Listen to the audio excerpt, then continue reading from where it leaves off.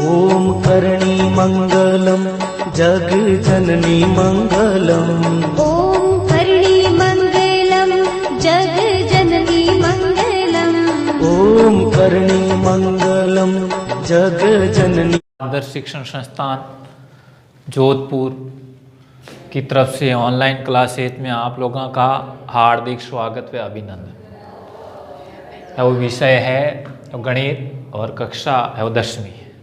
हमने पिछले वीडियो के अंदर HCF और LCM लघुत्तम समावर्तीय महत्तम समावर्ती उसके अंदर ये सीखा था कि दो संख्याओं का गुणनफल HCF इंटू LCM के गुणनफल के बराबर होता है।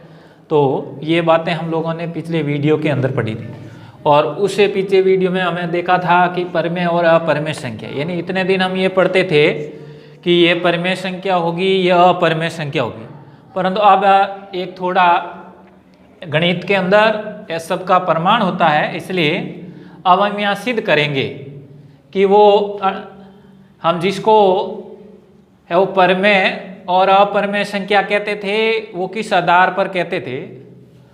तो प्रश्नावली 1.3 का पहला प्रश्न है कि सिद्ध कीजिए कि √5 एक है वो अपरिमेय संख्या है।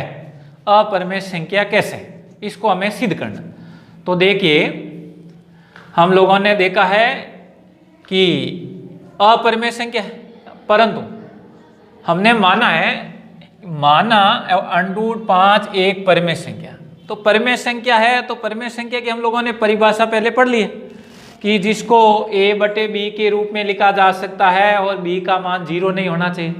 और कहीं कहीं ऐसा भी लिखा होगा कि यहाँ p/q के रूप में लिख सकते हैं, q का मान 0 नहीं है। तो यहाँ मैंने परिमेय संख्या मानी है, इसलिए मैंने a/b के रूप में लिखा। तो यहाँ लिख दिया a/b बराबर √5, जहाँ a और b पूर्णांक है और b का मान 0 नहीं है और तथा a तथा b है वो सअभाज्य है, यानी इसका a के अतिरिक्त कोई भी उभयनिष्ठ गुणनखंड नहीं है। अब मैंने पक्षांतरण कर दिया तो ये यहाँ भाग में है तो गुणा में चला गया, तो a बराबर √5b और ये समीकरण 1 दे दिया। अब देखिए अब मैंने दोनों तरफ है वो वर्ग कर दिया। अब जो यदि दो वस्तु यानी तुल्ला होता है उसमें बराबर होती है, तो बराबर में यदि बराबर कोई वस्तु और तुल्ला डालते हैं तो यानी उसमें कोई अंतर नहीं होता। तो यहाँ पर भी दो पक्ष है, वो दोनों पक्ष है वो बराबर है। अब दोनों पक्षों में वर्ग करता हूँ तो कोई फर्क नहीं पड़ेगा। तो a का तो यहाँ घात 2 लिख दी और यहाँ √5b का वर्ग किया तो √5 इंटू √5 है वो √25 और 25 का वर्गमूल 5 हो जाता है, इसलिए मैंने सीधा लिख दिया ये 5 और b का वर्ग है वो b²। तो यहाँ देखने से ये पता चल रहा है कि जो 5b² है यानी उसमें 5 का भाग जा रहा है, क्योंकि 5 ये है संख्या दिखाई दे रही है। तो यहाँ पर भी ये तय है a² का मान 5b² के बराबर है, तो a² भी 5 से विभाजित होगा, क्योंकि 5b² 5 से विभाजित है तो a² भी 5 से विभाजित होगा। तो a भी 5 से विभाजित। अब मान लो कोई संख्या है, उस संख्या की वर्ग संख्या मान लो किसी संख्या से विभाजित है, तो उसका वर्गमूल करने के बाद भी वो संख्या उससे विभाजित होगी। तो a² 5 से विभाज्य है तो a भी 5 से विभाज्य है। और अब a बराबर मैंने मान लिया 5c, जहां की एक पूर्णांक है, यानी c है वो क्या है एक पूर्णांक, जहां की c एक पूर्णांक है। तो a का मान है वो समीकरण है वो 1 में रख दिया। अब देखो ये a है 1 है तो a की जगह क्या लिया मैंने 5c, तो यहाँ 5c रख दिया। अब √5 भी अपने स्थान पर, अब दोनों तरफ वर्ग कर दिए वापस, तो 5c का होल स्क्वायर और √5b का होल स्क्वायर। अब देखो 5c का होल स्क्वायर 25c² हो गया और √5b का होल स्क्वायर हो गया वो 5b²। अब देखिए इसके अंदर यहाँ आता है तो दोनों 5 का भाग जा रहा है, इसलिए ये वो 25 के अंदर 5 का भाग दिया 5c² और 5 में 5 का भाग दिया वो एक बार गया और b² बचा।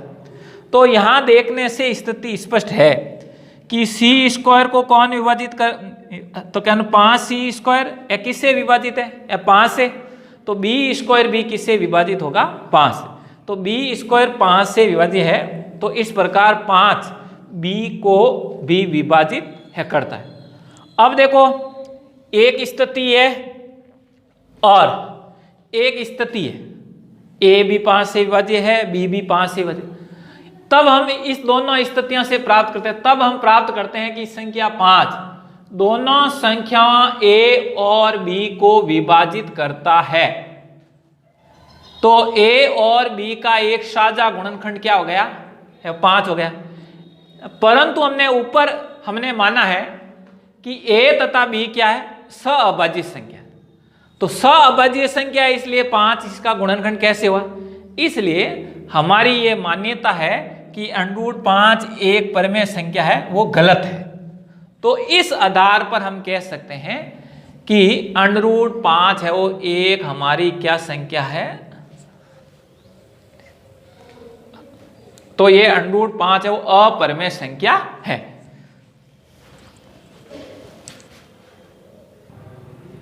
देखिए अगला प्रश्न है, सिद्ध कीजिए कि 3 + 2 √5 एक अपरिमेय संख्या है।